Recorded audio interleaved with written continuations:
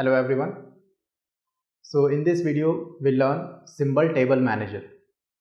If you remember, symbol table manager is one of the phases of compiler design. Okay, and all these six phases like lexical analysis, syntax analysis, semantic analysis, intermediate code generation, target code and code optimization support this symbol table manager simultaneously. So what is symbol table? Symbol table is a data structure.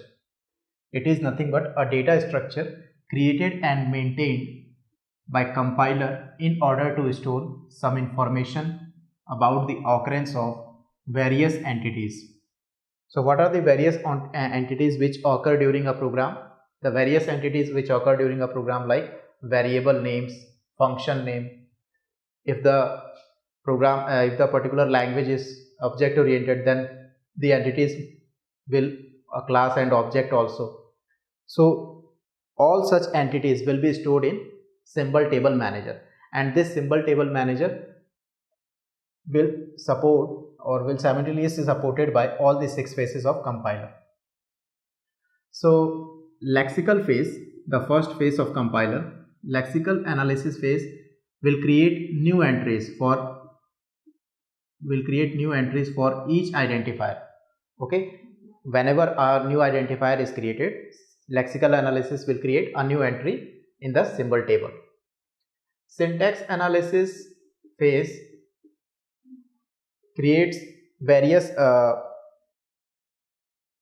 references like for example name, what is the name of the variable, what is the size of the variable, where it is declared, line of declaration.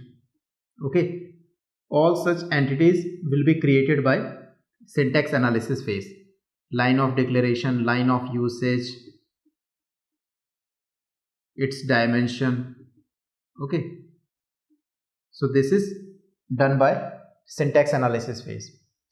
After the syntax analysis phase, semantic analysis phase will just check the semantic, means meaning of the particular grammar, okay, or meaning of the particular parse tree. So it will semantically check the particular parse tree, and if any updation is required, then it will update in the symbol table also. So semantically check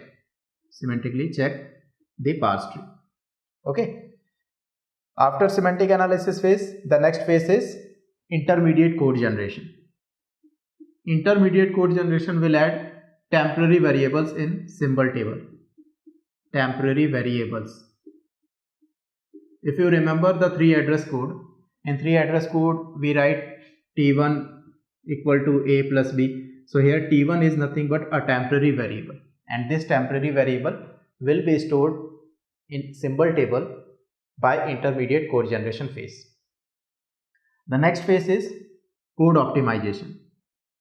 Depending on the whether the particular compiler or whether the particular language is machine dependent or machine independent, the code optimization phase will take action appropriately. So according to the machine dependent optimization, it will use addressed and aliased information to optimize the particular code. Okay, so it uses addressed and aliased information.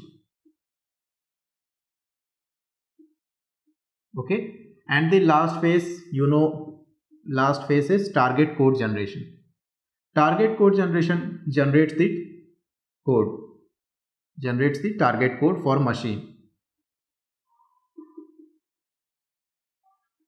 Okay, so all these 6 phases will simultaneously support by symbol table manager, and this will used in symbol table manager. Okay, so in syntax analysis phase, we use name, size, line of declaration, line of uses, dimensions, etc. in symbol table. So that symbol table will look like, I will write the symbol table here. The symbol table will look like this: name, then after that size, then after that dimension, then line of declaration,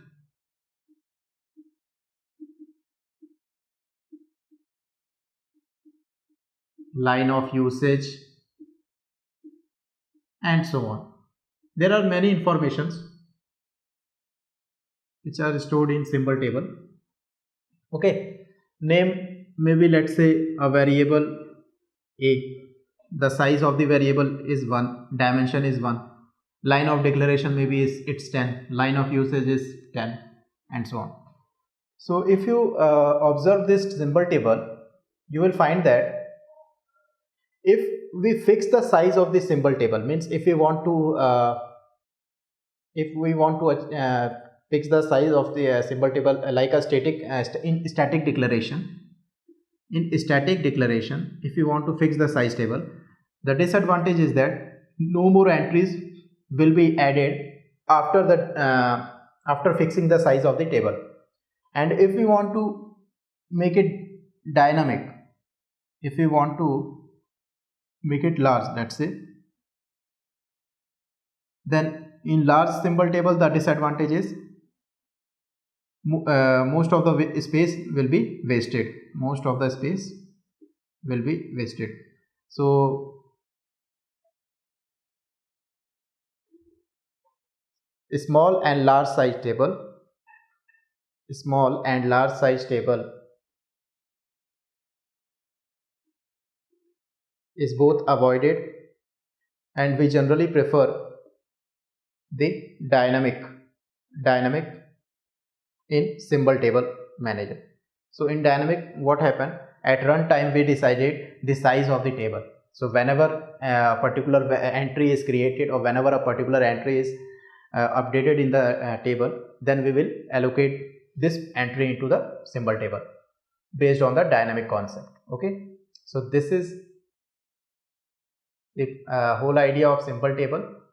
In the next video, we will see the various operations related to symbol table manager. Okay.